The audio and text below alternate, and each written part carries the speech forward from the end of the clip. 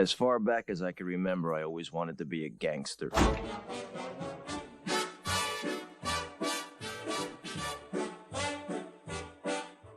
right, hey everyone, and welcome to another episode of the Sleeping with the Numbers podcast. In this episode, we're going to be doing a fantasy mock draft. We're going to do a 12-man mock draft for a half PPR league, 15 rounds. And we're going to talk through our picks as we're getting them. We're going to do this draft on Sleeper. Check it out on YouTube if you want to see the visual of who we're picking. Otherwise, we'll just talk about every pick we make. So you can find that at youtube.com, and you'll have to search for Sleeping with the Numbers. We don't have our own URL yet, which is really annoying. But as always, we start off our podcast with a quick question of the day. And Pat, this question is, who is a player that you're targeting in the late rounds of the fantasy draft? Now, late rounds are going to be like last positional pick. So let's say rounds 13, 14, 15 in kind of like a standard league. Yeah, so I think actually a person I took in our redraft league is Nelson Aguilar, and especially now with Mac Jones coming out as the starting quarterback, I think him and Jacoby Myers both have a real good chance of actually being pretty fantasy relevant. You can get either of them towards the later rounds, but I think I'm going to take Nelson in this situation just because we know that his time in Philadelphia he was fairly relevant with Carson Wentz as a quarterback, and for me I just think that. Why not take a flyer on him if you're not going to really waste any type of pick on him? So I think taking someone who's been in the league for a few years, definitely shown that he can be type of a deep threat, is definitely worth it in my opinion. For my pick, I'm going to go with Pat Freiermuth on the Pittsburgh Steelers, tight end. Currently, he's second string behind Eric Ebron, but he's just looked fantastic this preseason while Ebron has looked terrible. Ebron has dropped quite a few balls thrown his way, while Pat, when thrown to in the end zone, came up with 2 touchdowns in a single game. And I think and hope he'll take over kind of that starting job, and maybe they'll even do some 2 tight end sets. And we already know that Ben in the past has liked to throw to the tight end position with Heath Miller, Jesse James, Vance when he was there for a bit. And Ebron kind of, but like I said, he's been a bit of a disappointment. So I think Freiermuth comes in and takes that spot over.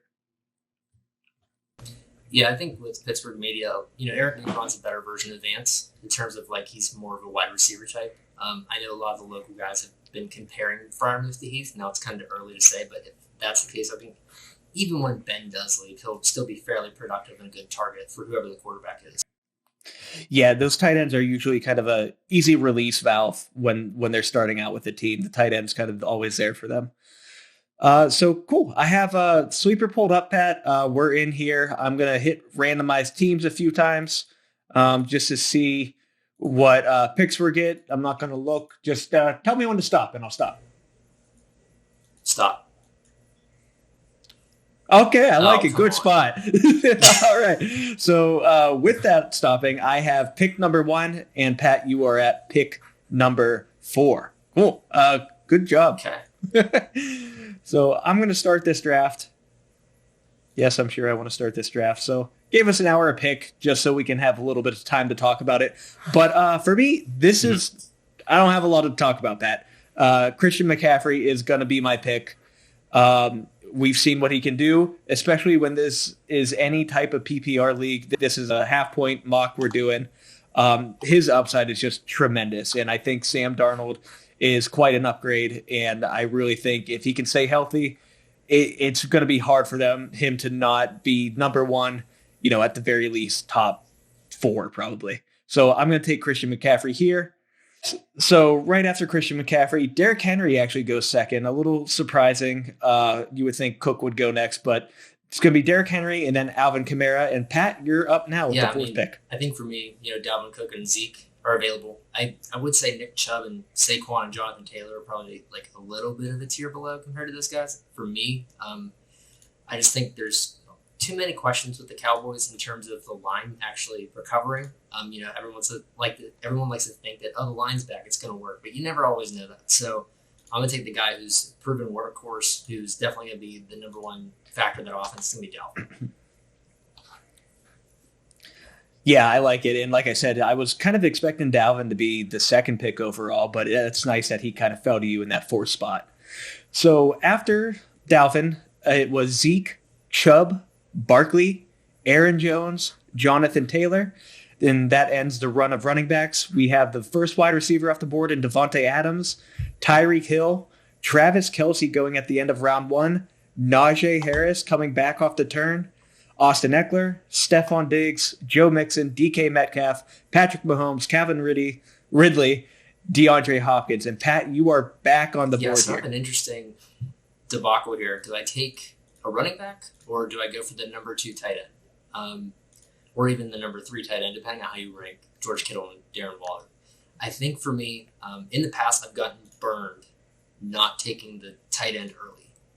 I have gotten really burned drafting a running back, assuming it's going to work. Last year I took Saquon, and of course we saw how that went. So I'm actually going to be probably a little bit off compared to most people because I don't know who the quarterback is going to be in San Francisco, but I do know that Darren Waller is going to be a monster. So I'm probably going to be not really, supported in taking him there, but I think for me that's a guaranteed good tight end pick. Yeah, I like that pick. I'm actually in another league where tight ends get a 1.5 PPR, and you'll see these guys going off really early. I think Travis Kelce was the number 4 off the board in that draft. So I like the Waller pick. Like you said, it's kind of risky not taking another running back here just because the scarcity comes up so quickly with these running backs. We got Clyde Edwards-Helaire going off the board, followed by Antonio Gibson, and I have 2 picks coming up here. Like I said, I'm not a fan of waiting too much on the running backs. So looking at the running backs there to the left, we got David Montgomery, Chris Carson, Josh Jacobs. Really only one of those guys I have any sort of faith with, so I'm going to take him here, and that's kind of like my end of RB2 tier in my thought process. So I'm going to take David Montgomery here, and then after that, I want to get my first wide receiver. Top guys here are A.J. Brown, Keenan Allen, Justin Jefferson, and I think I'm going to go with Justin Jefferson here. My other thought was for A.J. Brown, but I really don't know how it's going to play out since they brought in Julio Jones. And I expect A.J. Brown to be the one, but I know for sure Jefferson is the one in Minnesota. Yeah, and I think that Justin Jefferson's a solid pick. I mean, we saw Adam Thielen decline, and now with Irv Smith not going to play this year, I think that he's definitely in line to be the number 1 wide receiver. So I would definitely agree with you in that situation. Awesome. And so right after my Justin Jefferson pick at the beginning of the 3rd, Chris Carson goes off the board, followed by A.J. Brown, and giving Pat his next pick.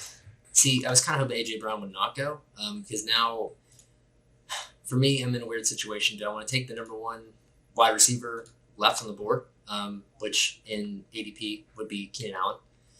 You also have Terry McLaurin and Allen Robinson. I don't want to take DeAndre Swift. I don't want to take George Kittle, obviously, or Josh Jacobs. The other option that we haven't talked about, if this was me and I wasn't trying to be a part of the podcast and me being selfish in my leagues because I do like to take riskier picks, is I'm looking at Josh Allen right now. His average draft is 34.5. So for me, if I want him, I need to get him right now. He could basically almost act as my second running back in this situation. So I think for the sake of me being a fanboy, I'm going to do it. Yeah, I like it because I agree with you. I don't think he would have made it back. You have quite a big wait here after this pick.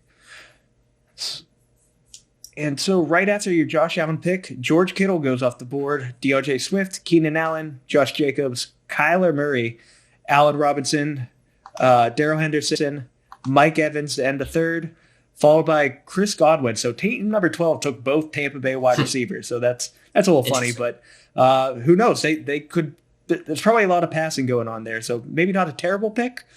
So Terry McLaurin after Godwin, followed by Cooper, Robert Woods, CeeDee Lamb, Adam Thielen, Julio Jones, DJ Moore, and we are back to you. Yeah, Pat. so right now, the top of my remaining draft board is kind of weird. I don't know if I trust Miles Sanders. If I hadn't taken Waller, I would definitely consider Kyle Pitts or Mark Andrews. So that really leaves me Cooper Kupp because we know that Kareem Hunt's guaranteed number 2 on the depth chart. So unless Chubb gets hurt, he's going to be good and consistent, but it's not going to be the same. Don't see Tyler Lockett. and it being, worth taking right here. And I really think that I could possibly wait and get Deontay unless you take him. So I think Cooper Kupp, solid wide receiver number 2, could be wide receiver number 1 at the end of the year for the Rams, especially with Stafford being there. I think it's worth the risk. Yeah, obviously he had that connection with Jared Goff being college teammates, but it could be easy for Stafford to pick that back up, and I probably would expect, again, more passing volume with the Rams. One, given Stafford's there, so a better quarterback, and 2, their running back depth is a little injured at the moment. Cool. So after your Cooper Kupp pick, we got Tyler Lockett and then Kyle Pitts going in the 4th round. Pat, you actually just traded for him today. And people probably will hate the pick that I made. I gave up Joe Mixon for Kyle Pitts and future draft picks. And for me, I wasn't confident in Joe Mixon being worth where I drafted him as a 2nd-round pick. This is a dynasty league, so let's say that. I think getting Kyle Pitts at a later draft pick, in terms of what I have to give up in the future, I think it's worth the risk. But I think most people might disagree with me. And that's the thing with those draft picks and everything, and especially with a rookie, it's always to be determined. So we'll see what happens there. So I'm back up on the board here, and I'm staring Lamar Jackson in the face. And I'm usually not a huge fan of taking an early quarterback. I rarely do it. I have Kyler Murray on my keeper team, but that's only because I was able to keep him for a 9th round. I would not draft him in the 3rd. So looking at my other options here, if I take a running back, that'll be my flex position. You were worried about me taking Deontay, and that is very well a possibility. Let me check out the other wide receivers. I got Brandon Ayuk, Jamar Chase, Michael Thomas. Yeah, the only wide receiver I would take here is Deontay Johnson. I'm actually going to take some depth here at the running back position and go with James Robinson. So James, sounding like he's going to be the starting running back out of Jacksonville with Etienne hurt, with Carlos Hyde backing him up. But I expect him to get the majority of the work, hopefully as much work as he got last time. And then with my 2nd pick in a row here to start out the 5th round, I am actually going to take Deontay Johnson as you feared. I see him as probably the number 1 target in Pittsburgh. I think Ben is going to go to him early and often, given he can actually catch the ball and doesn't get benched again. But I think he's more the safer pick, but I can easily see Chase Claypool kind of ending up being the number 1 guy in fantasy, but he's definitely more boom bust. My wide receiver pick with Johnson, Lamar Jackson does go, followed by Miles Sanders, and Pat, you were up. Yeah, so obviously best player available is Mark Andrews. If this was a few years ago, whenever he was, going off and going crazy, I would really consider this as a flex position just because we know that he can produce. But I'm not going to do that. We also have Kareem Hunt, Myles Gaskin, Mike Davis, and Chase Edmonds is also available. If I'm going to take running back depth here, I think I'm going to take really the guy who I know is going to be in probably the best situation, which is Kareem Hunt, because I don't know if Myles Gaskin's going to be as hot as he was last year. We don't know what Mike Davis is going to do. And we don't know what Chase Edmonds is going to be. We know that he's projected to be the starter, but, people want to give James Conner a lot of flack, but he still is a Pro Bowl running back, and he still is on the team. So if Chase Edmonds starts to play bad, I wouldn't see past them putting James as the number 1 guy. So I'm going to take the guaranteed guy to get some points every week, and that's going to be Kareem Hunt. Yeah, actually, big fan of that pick. I considered Kareem Hunt over James Robinson, but I took the volume, even though Kareem Hunt is probably the better for a PPR. We have a special guest picking next. Okay, I'm going to read off these picks. And so after Kareem Hunt, Myles Gaskin went, followed by Mark Andrews, Jamar Chase, Justin Herbert, Mike Davis, TJ Hawkinson, Michael Thomas, Dak Prescott. Then Chase Edmond goes off the boards, followed by Russell Wilson, Raheem Mostert, Kenny Golladay, Brandon Ayuk, Javonte Williams, Aaron Rodgers, and Chase Claypool. So Chase actually almost made it back to you. Yeah, it's okay. This is just not going to be a fanboy draft. I got my pick in Josh Allen, so I'm just not going to get into Steelers, and that's just how it's going to be. So really thinking about it, I have my quarterback already, 2 running backs, 1 wide receiver, a tight end. Um, T. Higgins looks really good. Odell Beckham, I don't really know if I trust him. Also, Jerry Judy's available. So for me, I mean, I could get Juju, but I don't want to do that because I also don't trust Juju at all. I think if I'm going to pick anybody, I'm going to take the guy who is probably going to see not the most workload of them, but I think has the most consistent chance of being well. I don't know if Odell Beckham will be. I don't think he's the same player he was with the Giants. I don't know about Jerry Judy. We don't know what that quarterback situation is going to look like. So sort of the same type of pick as Kareem Hunt. I'm going to take T. Higgins. Nice. So really getting into that AFC North. When you can't get the Steelers, you'll just take our division rivals. Yes. And then after T. Higgins goes Odell Beckham, so you don't have to worry about him the next round. Followed by Cortland Sutton, and I am up again with 2 more picks. So I'm filled out in my starting roster other than quarterback and tight end. So looking at a quarterback, I still think it's a little early for me in these mid rounds to go for a quarterback. Looking at the tight ends that are left, I'm not too keen on taking one of them either. We got Noah Fant, Dallas Goedert, Robert Tonyan. Not huge into them, but I got 2 picks, and I'm going to take my first one on Gus Edwards, who should now be the starter in Baltimore. So I'm going to add some depth here to my running back room. Just in case James Robinson ends up not really being the workhorse that I expect him to be.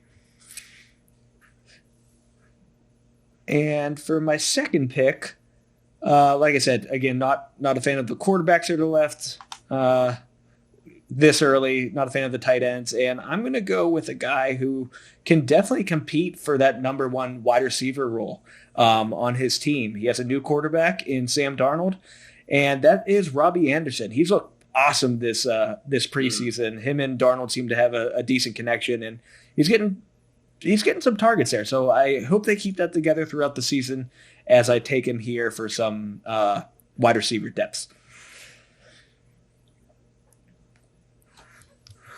So following my pick goes DJ Chark and Ronald Jones, which leaves you with your next pick.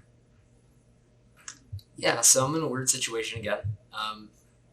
Being indecisive, because I already kind of filled out my starting lineup outside the flex. So really it's a depth pick. Jerry Judy, Melvin Gordon, Juju, Damian Harris, Trey Sermon. To me, there's a pretty clear answer. And I'm going to take the projected starting running back for the Patriots just because we know that, the Patriots backfield is pretty full in terms of depth, but Damian Harris has been projected to be the number 1 guy. And we know that, James White, Rex Burkhead, whoever starts in that system does pretty well. And I'm assuming now that Mac's the quarterback, it's not going to be a situation where they're going to kind of let him control everything right away. So he's probably going to really rely on Damian for points. Yeah, that's a good pick, especially for the red zone carries, I would expect. We talked about it on our last episode before Cam was cut that I was worried about Cam kind of taking away those touchdowns from Damian. But now that he's gone, they're all for him. Cool. So after Damian Harris goes Tom Brady, Juju, Jerry Judy, Dallas Goedert, Noah Fant, Trey Sermon, Deebo Samuel, Brandon Cooks. In the start to 8th round, we have Melvin Gordon, Leonard Fournette, Matthew Stafford. Why can't I think of his first name? Is it Devonta Smith? Yes. Yes. There we go. I know things. Devonta Smith, Zach Moss, Jarvis Landry, Michael Carter, and Waddle, the wide receiver for Miami. I'm actually a little surprised that he went this early. But you are you are on the clock now, Pat. Yeah, I think people give these wide receiver prospects a little too much they give them a little too much credit. I would like to wait and see until they're proven. So my options are Boyd, Robert Tonyan, Logan Thomas. Not going to consider those since I already have my tight end. Antonio Brown's really tempting. However, we always know that he's a wild card. And then James Conner is lingering around there. And for me, it's hard not to consider it just because, I did see him play very well in Pittsburgh, and I do think that he will get some type of action in Arizona. You also have LaVisca. So for me, this is really a goofy pick just because I'm not interested in any of these people. So if I'm going to pick anybody. I'm going to take the guy who I think can have the best potential if he gets himself together, and that's going to be AB. Yeah, definitely not a terrible pick. There's always that risk of his off-field performance that causes some issues, but on the field, he has a chance to kill. Yes. And so after AB, we have our first defense go from the same team. The Tampa Bay Buccaneers have the first defense off the board at the end of the 8th round, followed by Tyler Boyd, and I am up now. So since my last pick, a couple of the quarterbacks that I wanted went in Tom Brady and Matthew Stafford. So just to not risk, actually, everyone has a quarterback except one other team. So maybe I don't worry about a quarterback right now, just basing it off that. But given it is a computer I'm drafting against, anything can really happen. I'm not going to risk it. I'm going to take my quarterback in Ryan Tannehill for my first pick. I think he has potential to be a quarterback one. It'll probably be a little bit on the lower end, but definitely has that upside now with the added weapon of Julio Jones. Mm-hmm. And for my second pick, James Conner is sitting there. I do not have as much faith in him as it sounds like you might. I don't know who gets that starting role, if either of them, if the starter means anything at all. They could split the work, and it would really be the pass catcher who I would want, and that is Chase Edmonds. So for me, this is rough. I am going to take a shot on the second-year guy of Laviska Shenault and see what he can do with Trevor. And then, good. Pat, you don't have to worry about James Conner either. All these guys just keep getting taken before they make them back to you. So James Conner goes, followed by Robert Tonyan before Pat's pick. Maybe I should talk about, guys like, Baker Mayfield, all these guys that I would never pick. So that way I can at least have the guys that I want. So now I'm in a weird situation because I filled out my lineup in terms of, the important teams. We're not going to talk about defense and kickers today. But I think if it was me, I do like to have a lead defense. I do think it makes a difference. So if, for the sake of drafting one, I'm looking at the Rams and the Steelers. I think that those are the two best. Even though they're in the toughest divisions, I don't trust Washington. And I don't know if Baltimore is really better than the Steelers. So I would really look at those if I wasn't, actually doing this for the sake of a podcast. If I was doing this in my league, I would consider defense. Because I'm not super interested in these flex guys. Maybe the only one I'd really take is Corey Davis because he's projected to probably be a starting wide receiver. And I think that for the sake of conversation, that is what I'm going to do because I do think Zach Wilson can be competent. And, outside of Corey Davis, they have some pretty unproven wide receivers in their depth chart. So I think he's at least going to get targets. Yeah, he should definitely be the one out of there. And he finally turned it on in Tennessee before he left. He had a few rough years there, but he's looked good this preseason. Yeah, now I'm up with my next pick.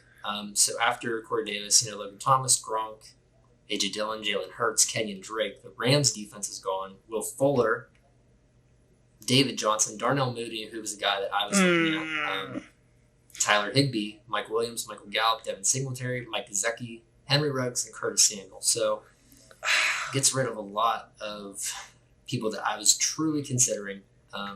So now I'm looking, and I don't really have anything interesting in the running back realm. I think most of these other guys that I would consider, like Sony Michel, who is probably going to get some type of usage in Los Angeles, I don't feel like I need to draft him. I don't think anyone's going to take him.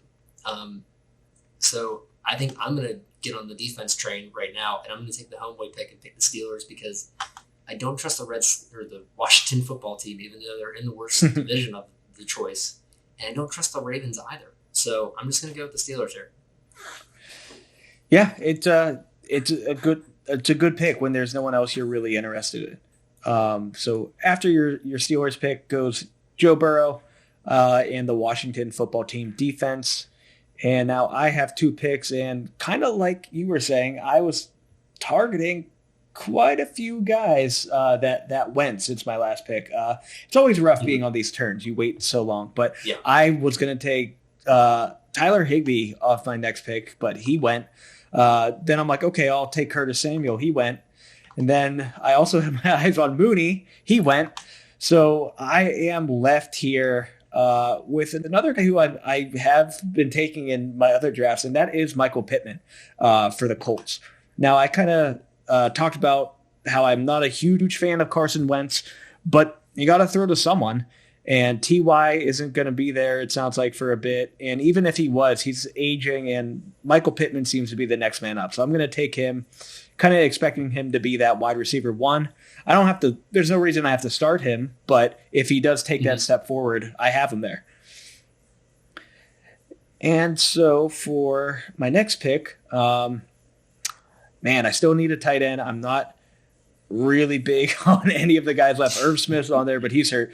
Jonnu Smith is on the Patriots, who I don't really know if I want a Patriots tight end, especially when he's there with Hunter Henry, another tight end on the Patriots, who they got this offseason. So I'm actually going to take my tight end here in Jared Cook. He looked pretty good on the Saints when he was there. But then again, Drew Brees has the ability to kind of make players look better than they are. So I'm going to give him a shot here on the Chargers now with Justin Herbert to see what he can do. Okay, so after Cook, it was Jamal Williams and Philip Lindsay, and now I'm up. I would really want to take running back depth here, but not really a fan of, like I said, anybody up till Sony Michel, just because I don't know what any of them are really going to be. So I think I'm going to wait, and that leaves me an option in Hollywood Brown, which we know that he has that potential. I think in the past few years, everyone's talked about him as like, oh, it's his year, but just with Lamar as the quarterback, it's never made it to that point.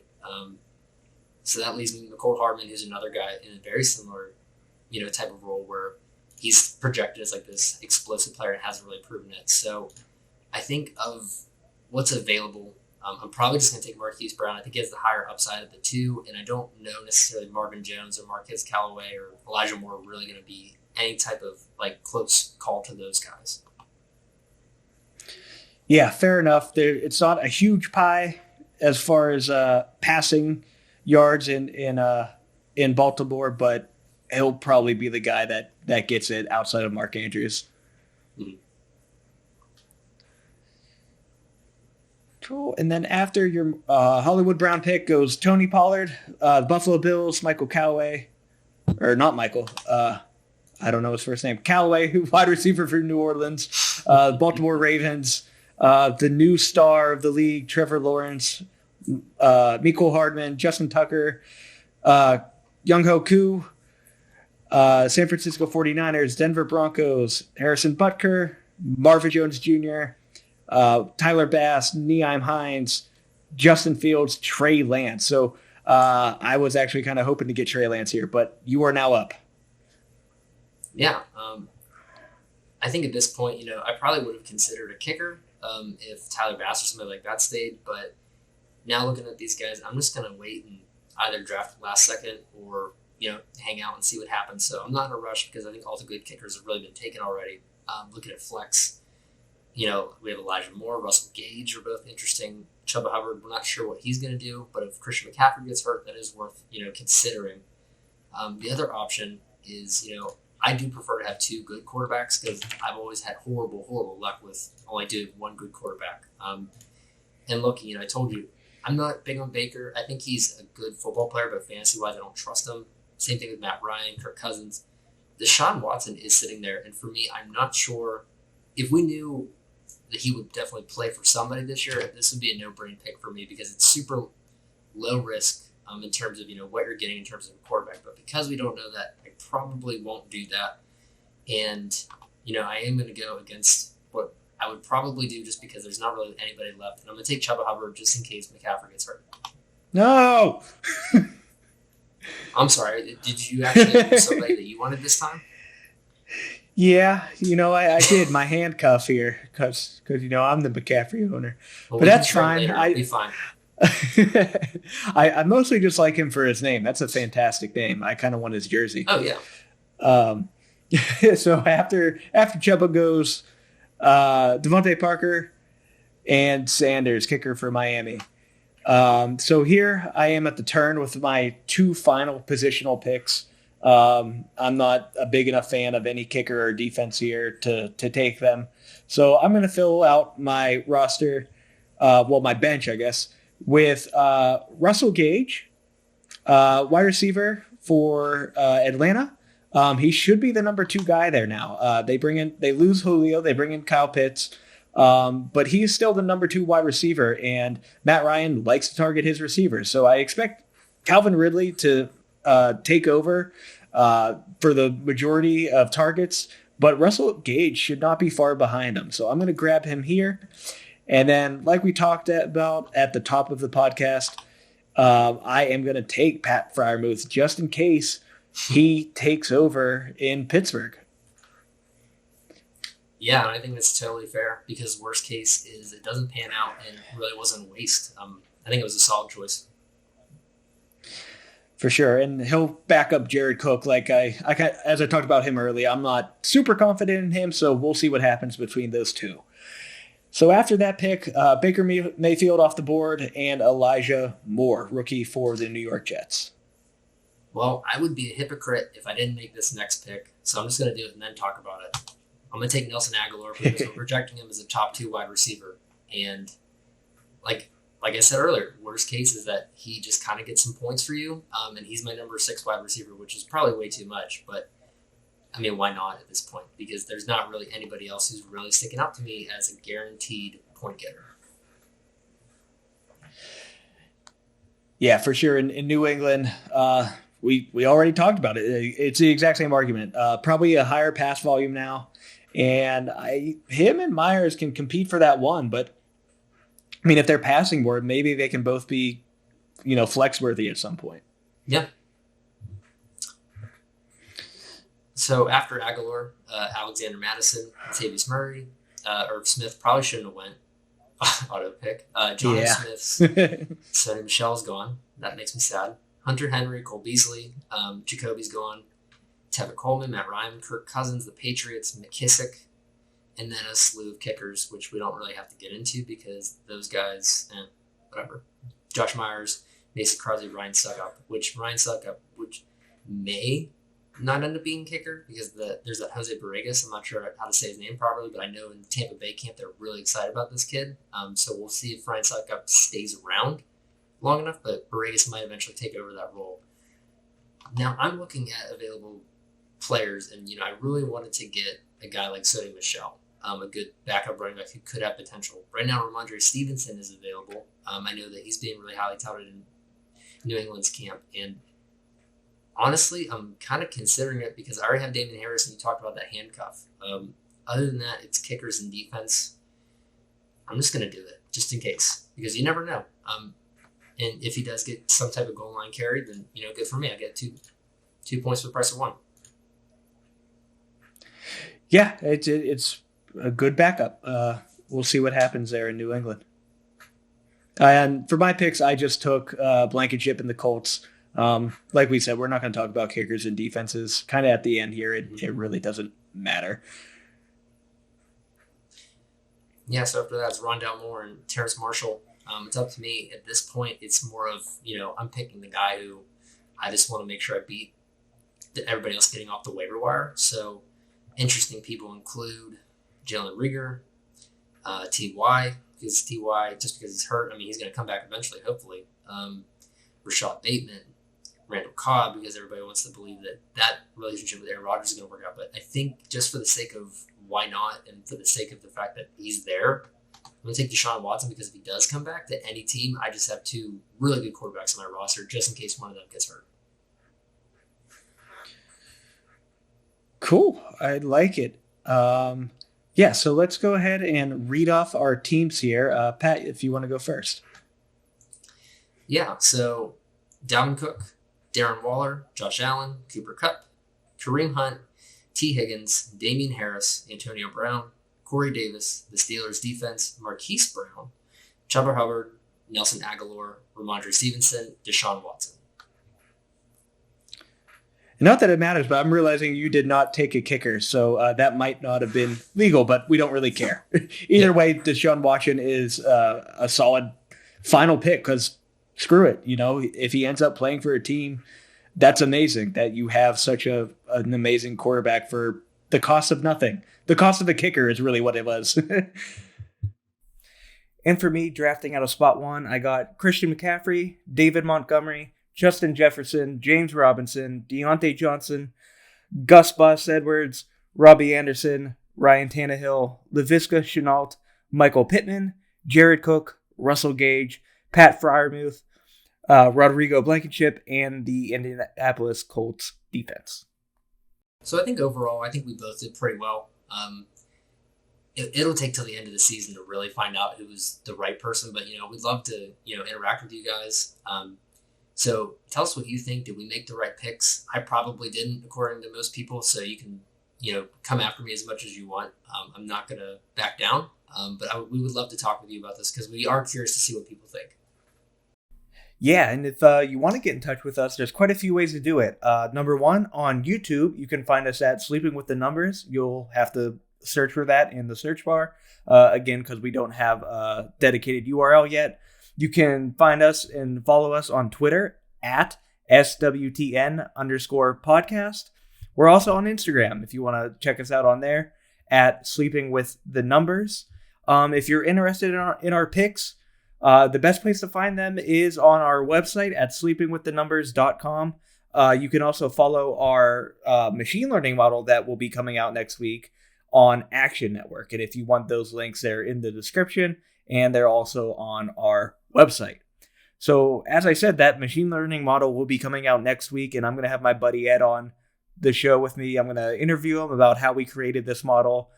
He is a data scientist, and we both taught a data science class together at the University of Texas. So this was something we wanted to do for a while, and we finally got together and did it, and hopefully it makes us some money. Yeah, I'm really looking forward to that conversation with Ed because I think, we can talk about algorithms all we want. And I think people will think, oh, this is just another, model that's just going to predict the same thing as everything else. But I'm very excited from what I've heard, and I'm really interested to hear what Ed has to say because I do think that this will be a step above, some other things that have been put out there. And I really do think this will be helpful for people. And Pat, you are leaving me next week, so I'm going to have to do probably a show or two by myself and bring in some other guests to talk to while you're away. Yes, and they will probably be better co-hosts than me. So if everybody enjoys those episodes more, then, congratulations. I gave you guys something better to look forward to. Well, I'm not sure about that, but either way, that's the end of this show, and we'll see y'all next week.